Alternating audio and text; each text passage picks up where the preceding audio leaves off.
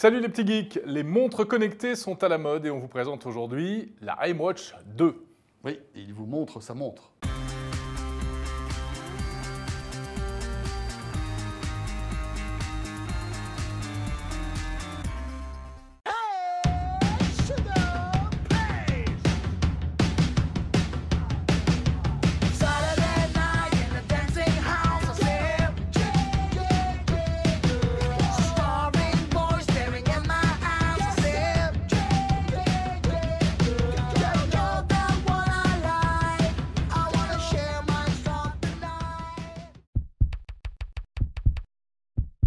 Et alors ce qui frappe tout d'abord, c'est le design de cette montre qui est assez élégant. C'est vrai qu'il frappe quand même. Hein.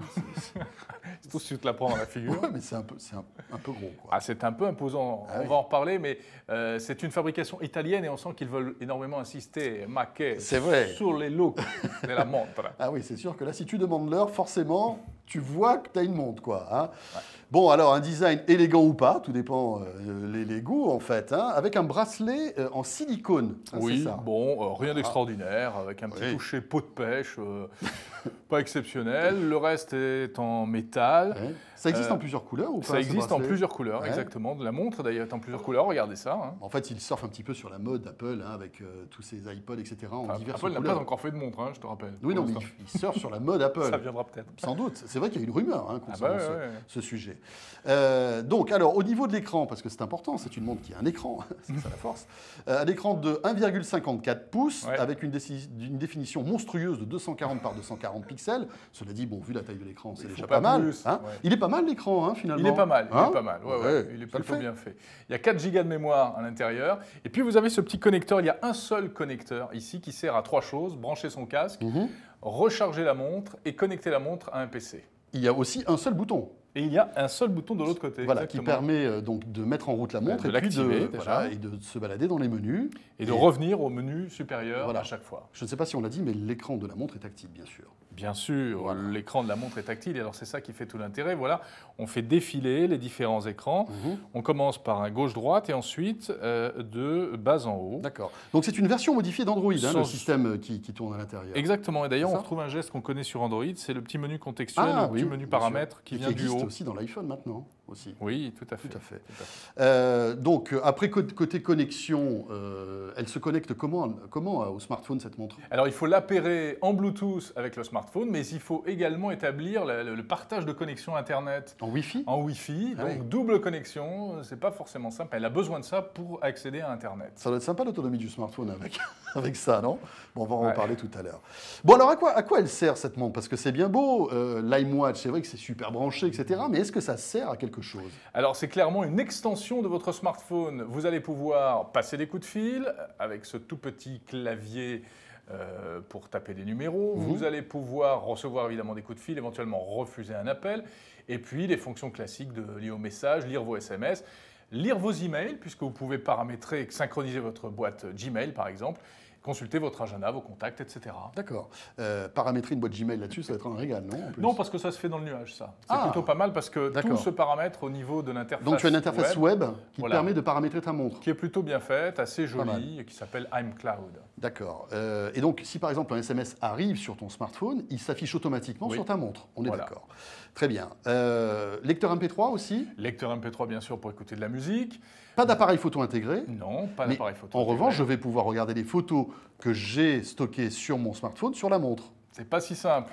Il va falloir synchroniser d'une manière ou d'une autre. Ce qui est proposé par défaut, c'est d'utiliser Picasa avec une appli spéciale. D'accord. Donc il faut passer le week-end, quoi.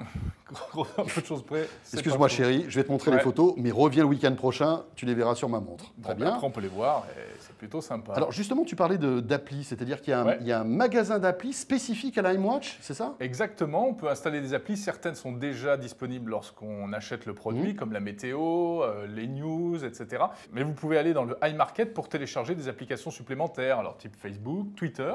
Voilà, Twitter, ça marche pas mal. Regardez le compte de la chaîne Techno. ou bien des jeux, Instagram, etc., etc. Et donc tout est paramétrable et tout est installable depuis l'interface web dont on parlait tout à l'heure qui s'appelle iMcloud. iMcloud, exactement. Ils doivent avoir un peu les boules chez Apple, hein. iCloud, iMcloud, ils jouent un petit peu là-dessus. c'est... Et en plus, le design de l'interface web est assez similaire. C'est vrai. Alors c'est vrai qu'on voit que les icônes Apple. des applis ne sont pas tout à fait les mêmes, mais elles ressemblent vraiment, tu vois. C'est assez étonnant. Bon, allez, le verdict de la chaîne Techno 01net concernant cette iWatch, la montre connectée à l'italienne. Jérôme, les points forts. Eh ben, les points forts, on peut dire que tout d'abord, le design ne ment pas. Ah non, ça, il ment pas, il est bien visible. Non, mais il est plutôt agréable. Ouais. Ça fait penser, tu sais, aux montres de Cosmos 1999, un peu. Oui, un peu relouté. Tu sais, les montres Talkie-Walkie où on se regardait. Ah, t'es méchant, là. C'était ça. C'est quand même plus années 2000 que années 70. Ouais. Elle est facile à utiliser, elle est très confortable à porter, elle est légère, donc on peut la garder toute une journée sans problème. Autre point fort, c'est l'interface. Hein, l'interface graphique qui est plutôt élégante, qu'on peut aussi piloter depuis, on le disait, le web avec iCloud, qui est aussi assez réussi.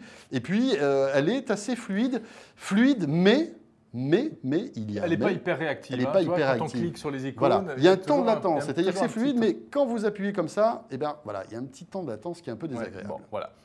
Les points faibles, eh ben, on peut dire que ce design élégant, quand on l'a en main, en fait, et là c'est un petit peu la face cachée de la Lune, si je puis dire, ça fait on revient à Cosmos 1999, finalement. Elle fait un peu toc, hein, c'est pas des super matériaux hyper classieux. Elle fait un peu jouer. Bon, ça c'est première déception, moi je trouve. D'accord. Elle est également un peu grosse. Alors, un peu grosse, c'est un euphémisme, mon cher Jérôme. C'est quand même une montre, là, voilà, on voit que tu as une montre un peu particulière quand même. Ouais, elle est costaud. Alors, on a vu le prix tout à l'heure, c'est vrai qu'elle n'est pas donnée aussi, hein, pour 249 €. Voilà, vous avez même si le prix a baissé hein, par rapport à... Elle était à 349 en début d'année. Voilà, est-ce que c'est plutôt bon signe ou mauvais signe que le prix baisse? On ne sait pas trop. Bon, la mise en route aussi, même... Alors là, ça c'est... Voilà, c'est un parcours du combattant. C'est infernal. J'ai mis 3 jours à la configurer. D'accord. C'est vraiment c'est-à-dire et puis cette double synchronisation Bluetooth, Wi-Fi tethering. Je l'ai comprise qu'au bout du 3e jour. Voilà, c'est ça. D'autant que le mode d'emploi est en italien. Tu ne maîtrises pas bien l'italien. C'est pas vrai, c'est en anglais. Ok. Alors, il y a aussi un point important dans ce genre de montre, parce que c'est bien beau que ce soit connecté, etc. Mais est-ce que ça a une autonomie valable? C'est pourri. Voilà, d'accord. Tu tiens combien? Elle tient une journée. D'accord. Donc c'est qu'il faut penser tous les soirs à recharger son smartphone et sa montre, en fait. Voilà. Le son n'est pas bon non plus. Alors pas quand on branche un casque, là ça va, c'est correct, ou des oreillettes. Mais passer un coup de fil, on n'entend rien et on n'arrive pas à se faire entendre. Ouais. Et puis, on a fait le test d'ailleurs, c'est une cata. C'est pas terrible. Ouais, François, tu m'entends?